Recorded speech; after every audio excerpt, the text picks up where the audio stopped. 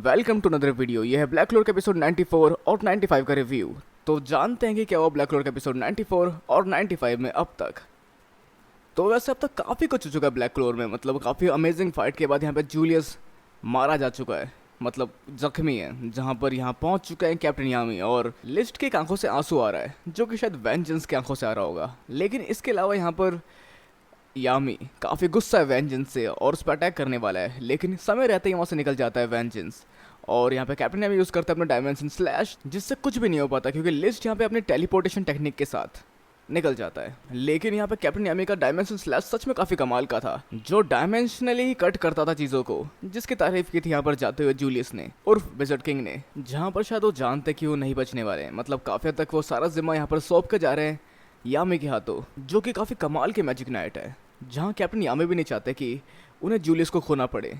और दूसरी तरफ यहाँ पर मैरी लियोना काफ़ी हद तक टूट पड़ी है राया पर, जो कि अपने आप को सेल्फ डिस्ट्रक्ट करने वाला है। मतलब एक बार और करो और तुम भी यहाँ ख़त्म हो जाओगे। लेकिन ना जाने कैसे चीज़ को फील कर लेता है आस्था, और पलक झपकते ही वहाँ पहुँच जाता है, जो सच में काफ़ी कमाल का था। जहाँ पर उसे सारी चीज़ें काफ़ी समय से पता है और शायद उसने यहाँ पर महसूस कर लिया था कि यहाँ पर वो अपने आप को सेल्फ डिस्ट्रक्ट करने वाला है। लेकिन इतनी जल्दी वो यहाँ तक कैसे पहुँचा, जो कि सच में काफ़ी कमाल का था। और उसने अपने एंटी मैजिक स्वॉर्ड से इस सेल्फ डिस्ट्रक्ट को रोक दिया। जहां आस्था इस चीज़ से परेशान है कि कैसे अपनी ज़िंदगी को इतना आसानी से तबाह कर सकते हैं, जहां पर वो बताता है कि तुम्हें अपनी ज़िंदगी को तबाह नहीं करना चाहिए, तुम्हें इसकी कदर करनी चाहिए और बचाने की कोशिश करनी चाहिए अपनी ज़िंदगी को, और अपनी ज़िंदगी के लिए कुछ बेहतर करना चाहिए। जहां पर सिस गिलियनों से टोकती है कि यहाँ पर जंग चल रही है, जहाँ पर इन लोगों ने हमारे साथ बुरा किया है। और आस्था चीज़ का रिप्लाई कुछ ऐसे करता है कि उन लोगों ने भी हम पे हमला किया, और उससे पहले उनका कहना है कि इंसानों ने उन पर हमला किया था, और कभी हमने इस चीज़ को सॉर्ट आउट करने के लिए बातें ही नहीं की। क्यों हम फालतू में लड़ रहे, जब इस चीज़ को हम बातों से सॉल्व कर सकते हैं। जहाँ पर इससे काफ़ी तक इम्प्रेस है आया, लेकिन वो जानता है कि सिर्फ एक इंसान के अच्छे होने से सारी इंसानियत अच्छी नहीं हो जाती। लेकिन जहाँ पर ये सोच लिस्ट की भी थी, जहाँ लिस्ट भी बिल्कुल ऐसे ही सोचता था कि इंसान और एल्फ्स साथ मिलकर रह सकते हैं, लेकिन अब लिस्ट ऐसे क्यों नहीं सोचता। इसके पीछे कुछ तो रीज़न रहा होगा, जो काफ़ी हद तक अगले एपिसोड में क्लियर होगा। और इसके अलावा यहाँ पर काफ़ी कुछ हम और जान पाते हैं कि विज़र्ड किंग यहाँ पर काफ़ी कुछ और कर सकते थे, लेकिन उन्होंने चुराने दिया लिस्ट को वो मैजिक स्टोन, या फिर वो नहीं रोक पाए उसको। लेकिन जो भी हो, जहाँ पर उनकी वजह से ये सारी चीज़ें हो रही है, जहाँ पर इसे जाने का मार्क्स गुस्सा हो सकता है, और साथ में वो नहीं मिल पाएंगे फिंगलियन से जब वो उठेगा, या फिर बहुत सारी चीज़ें जो भी करनी बाकी थी। लेकिन ये सारी चीज़ें वो अगले आने वाले जनरेशन पर थोप सकता है, जहाँ पर अगली जनरेशन एक ऐसा किंगडम क्रिएट करने में कामयाब होगी जहाँ पर डिस्क्रिमिनेशन नहीं होगा किसी भी तरह का, और सभी जाति प्रजाति के लोग साथ मिलकर रह पाएंगे, चाहे वो एल्फ्स हो या इंसान हो। जैसा कि हम देख चुके हैं कि आस्था सोचता है। और साथ साथ हम यहाँ पे एक फ्लैशबैक देख पाते हैं, जहाँ पर हम देख पाते हैं कि कैसे यहाँ से मिला जूलियस और ये सारी चीज़ें हुई, जहाँ पर दोनों ने साथ में की लड़ाई की। और अब एक विज़र्ड किंग है तो दूसरा मैजिक नाइट है, जिसने अपनी मेहनत से काफ़ी कमाल की चीज़ें की है, जहाँ पर हम जानते हैं कि कितने कमाल किया कैप्टन यामी। अब जहाँ वो तैयार है जिम्मेदारी उठाने के लिए, क्योंकि यहाँ पे आई ऑफ मिडनाइट वाले काफ़ी खतरनाक काम करने वाले आगे। क्योंकि यहाँ पर हमने देखा लिस्ट कितनी सारी शक्तियाँ उसके पास है, जबकि उसने अब तक मैजिक स्टोन से एल्फ्स की शक्तियों को पूरी तरह से रिवाइव भी नहीं किया। तो हो सकता है वो काफ़ी कमाल की और ख़तरनाक चीज़ें यहाँ पर करने वाला है।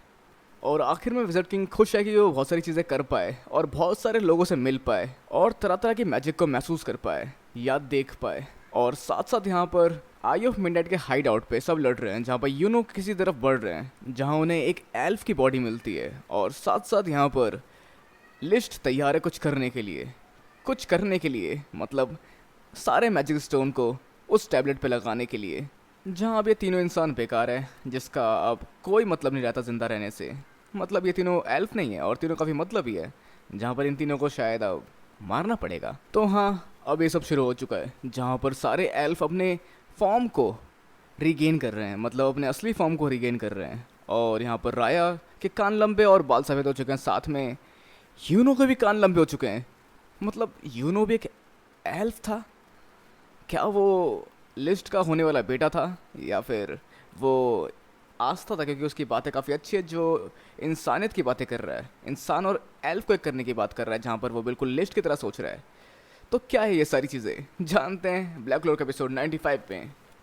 तो अब तक काफ़ी सारी चीज़ें कन्फ्यूजिंग हो चुकी है, तो जहाँ पर हम बढ़ते हैं एपिसोड 95 में, जहाँ हम एल्फ्स की स्टोरी देख पाते हैं। मतलब यहाँ पे लिस्ट को 4 लीफ ग्रीमोर मिल चुकी है। तो हम जहाँ पर लिस्ट की सारी स्टोरी एक बच्चे की आंखों से देख रहे हैं, जो कि लिस्ट को काफ़ी ज़्यादा एडमायर करता था। और यहाँ पर इंसान काफ़ी समय से सोच रहे थे कि वो हमला करेंगे लिस्ट के, मतलब एल्फ्स के ऊपर, जहाँ पे लिस्ट का मानना ये था कि नहीं, ऐसा नहीं हो सकता। वो लोग भी डरे हुए हैं और हम लोग भी थोड़े से डर रहे हैं। हमें सामने आकर एक दूसरे से बात करनी चाहिए और समझना चाहिए एक दूसरे को। जहाँ पर उस बीच एक ववंडर सामने आता है जिसमें फंसी होती है मिमोसा जैसे दिखने वाली एक लड़की। जहाँ उसकी मदद करने जाता है हमारा हीरो लिस्ट जिसकी मैजिकल एबिलिटी है स्वॉर्ड मैजिक, और साथ में एक इंसान होता है जिसकी मैजिकल एबिलिटी है लाइट मैजिक, और दोनों मिलकर इस बवंडर को फोड़ देते हैं या फिर तहस नहस कर देते हैं। जहाँ पर दोनों की मैजिकल पावर काफ़ी हद तक इक्विवेलेंट है क्योंकि दोनों के पास है 4 लीफ ग्रिमोर। तो फिर आगे से एपिसोड में देख पाते हैं राया को, वैटो, फाना और सबको, जहाँ पर इंसान से मिलकर काफ़ी अच्छी दोस्ती हो गई है यहाँ पर लिस्ट की, और अब वो लोग शादी करने वाले हैं। जहाँ पर पहले उसने प्रेग्नेंट कर दिया है मिमोसा जैसे दिखने वाली लड़की को, मतलब जहाँ पर दोनों की बॉन्डिंग काफ़ी अच्छी है और आगे चल के ये लोग शादी करने वाले हैं। जहाँ सबकी सोच बिल्कुल एक जैसी है, लेकिन एक दिन जब उनकी शादी हो चुकी थी वहाँ पर किसी ने हमला कर दिया और सारे लोग मारे गए। ऐसा क्यों? और वो मैजिक काफ़ी हद तक मिमोसा जैसे दिखने वाली लड़की के भाई की थी, मतलब वो लाइट मैजिक था। जहाँ पर शायद ऐसा हो सकता है कि उसका इस्तेमाल किया गया हो, मतलब उस लड़के ने बताया कि यहाँ पर एल्फ्स रहते हैं और हम उनके साथ मिलकर रह सकते हैं। जहाँ पर ऐसा नहीं हो पाया और उन लोगों ने उस लोकेशन का इस्तेमाल करके उन लोगों पे हमला कर दिया। तो कोई भी इंसान हो सकता है इसके पीछे जिसकी स्टोरी अब तक क्लियर नहीं है, जहाँ पर एक के बाद एक सारे एल्फ्स मारे जाते हैं। और अगर इसके बाद लिस्ट बच जाता तो शायद इसके बावजूद वो इंसानों से बदला नहीं लेता, इसके बाद वो शायद बात करता और पूरा सोल्यूशन निकालता इस चीज़ का। और जहाँ लिस्ट ने मरने से पहले एक स्पेल का यूज़ किया जिसके बाद ये बच्चा बच गया और इसको शरीर मिल गया लिस्ट का, जहाँ पर ये मैजिक स्पेल शायद री इनकारनेशन हो सकता है, मतलब वापस ज़िंदा करवाने वाला। लेकिन इसके अलावा ये मैजिक स्पेल हो सकता है सबको ज़िंदा करवाना और सबको नॉर्मल लाइफ देना और साथ साथ बात करना इंसानों से और सबका सोल्यूशन शांतिपूर्वक निकालना, ताकि आगे चल के कोई लड़ाई ना हो। जहाँ पर इस बच्चे ने लिस्ट के शरीर के साथ लिस्ट बनकर काफ़ी सारे उत्पात मचाए, जहाँ पर इसका सिर्फ मेन मोटिव है इंसानों से बदला लेना। वैसे इसके बारे में आप क्या सोचते हो? और शायद हो सकता है लिस्ट की मैजिक का मतलब होगा वो अपने बच्चे को बचाकर कहीं और भेजना भी चाहता होगा, जहाँ पर वो आस्था या यूनो में से कोई एक होगा। बस एक अंदाज़ा ही है, लेकिन आगे जो भी होगा वो काफ़ी कमाल का होगा। तो यहाँ पर इस बच्चे को मिली बॉडी लिस्ट की, जिसके बाद उसने लिया 4 लीफ ग्रिमोर और उसके साथ साथ वो 3 लोगों को जिंदा करवा सकता था, जहाँ पे उसने 3 एल्फ को पुनर्जीवित किया, जिसमें से एक था राया, वैटो और फाना। जहाँ पर फाना, हाँ, मार्स वाली फाना थी जिसका नाम भी फाना था और उसकी एल्फ रूप वाली का भी नाम फाना ही था। जहाँ पर इस तरह से तीनों जिंदा हुए, जहाँ पर शायद उन दोनों की डेड बॉडी का इस्तेमाल किया होगा और यहाँ पे फाना के केस में फाना को इस्तेमाल किया होगा। जो भी हो, जहाँ पर आगे पता चलेगा कि यहाँ पर कैसे उसने वेंजेंस की बॉडी का इस्तेमाल किया, क्योंकि उसे एक पुनर्जीवित बॉडी मिल चुकी थी, लेकिन फिर उसने वेंजेंस की बॉडी का इस्तेमाल क्यों किया।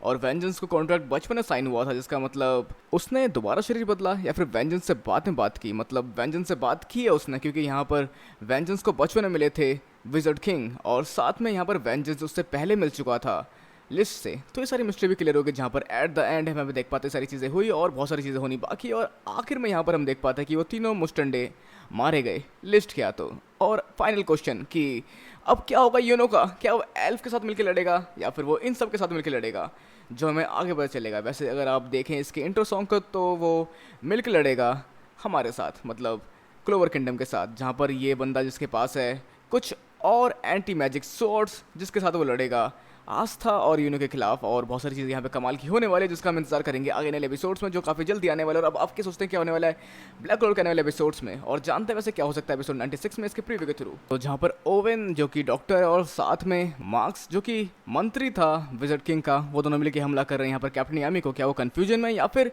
यहाँ पर वो भी टेक ओवर हो चुके हैं एल्फ्स की तरह।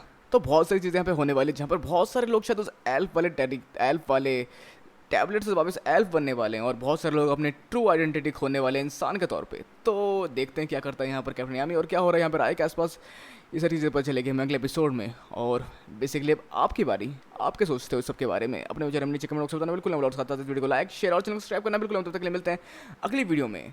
Sayonara and have a nice day.